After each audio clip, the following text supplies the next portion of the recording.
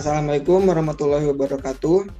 Perkenalkan, kita dari kelompok yang ingin menjelaskan tentang struktur dasar sistem operasi yang beranggotakan yaitu Yusuf Khairuddin, Muhammad Arofi, dan Novita Sari.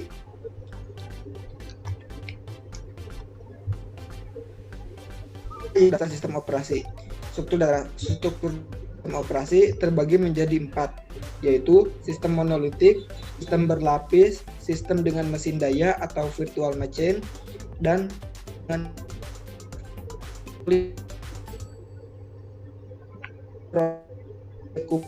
mundur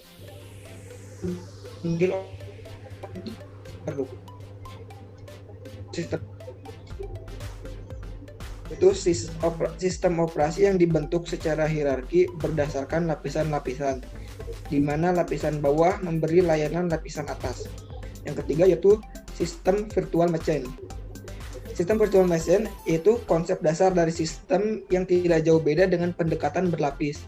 Hanya saja konsep ini memberi sedikit tambahan berupa antarmuka yang menghubungkan hardware dengan kernel untuk setiap prosesnya. Yang keempat yaitu sistem dengan client server. Proses klien yang memerlukan layanan mengirim pesan ke server dan menanti pesan jawaban. Proses server setelah melakukan tugas yang diminta mengirimkan hasil dalam bentuk pesan jawaban ke proses klien.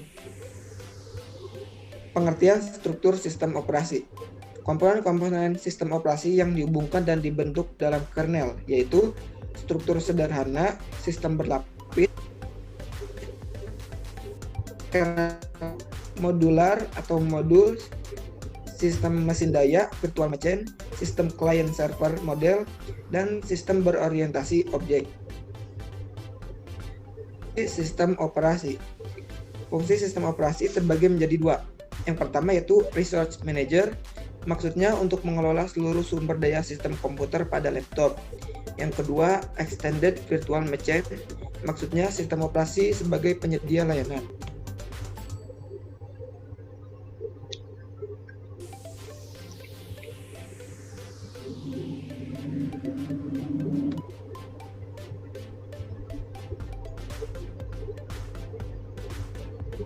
Sasaran sistem operasi.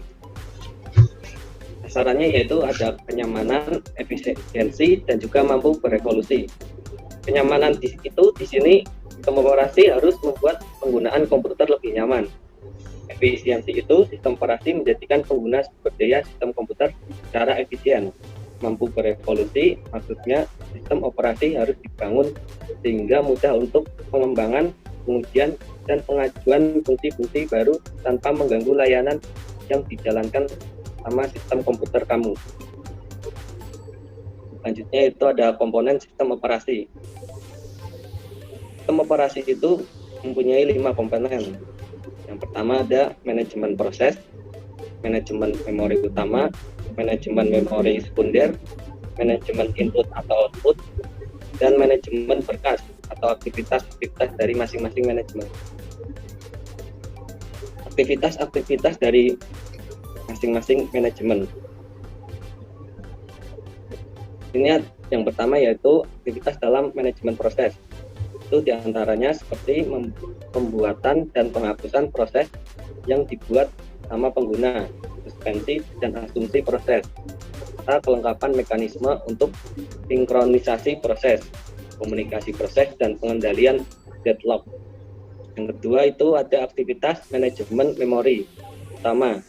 Itu seperti menjaga dan memelihara bagian-bagian memori yang sedang digunakan dan mengalokasikan ruang memori jika diperlukan.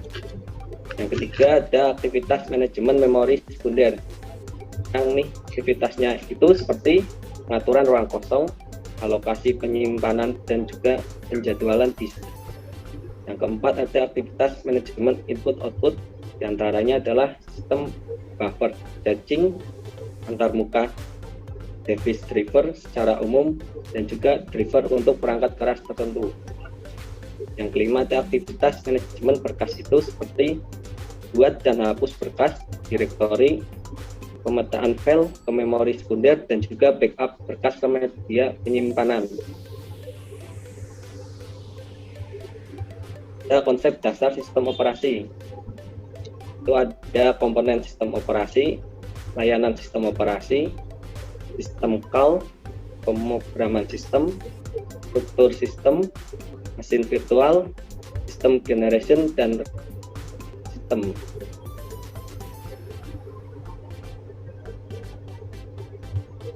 Yang pertama ada pilihan proses berkas, mempertahankan informasi, dan yang terakhir komunikasi.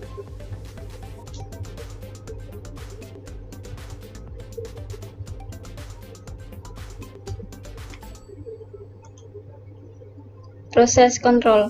Selesai, abort, load, eksekusi, membuat dan mengakhiri proses, mengambil dan mengeset atribut proses, menunggu waktu, wait event, signal event, alokasi dan pengosongan memori.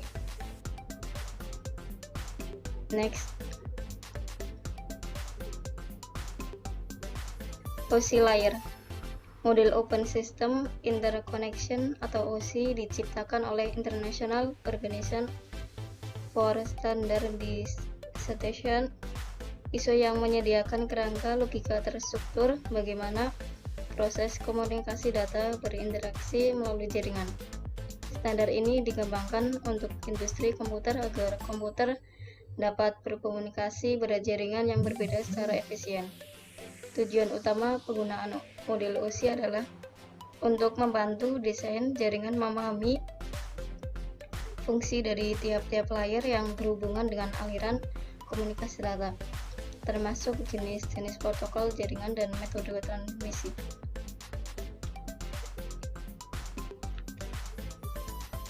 Manajemen berkas.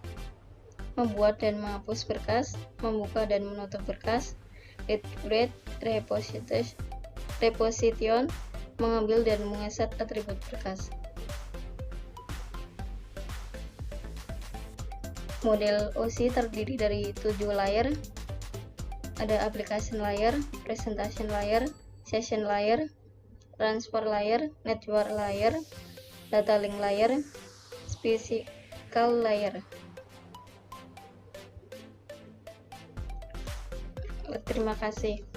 Terima kasih atas perhatiannya, kurang lebihnya mohon maaf.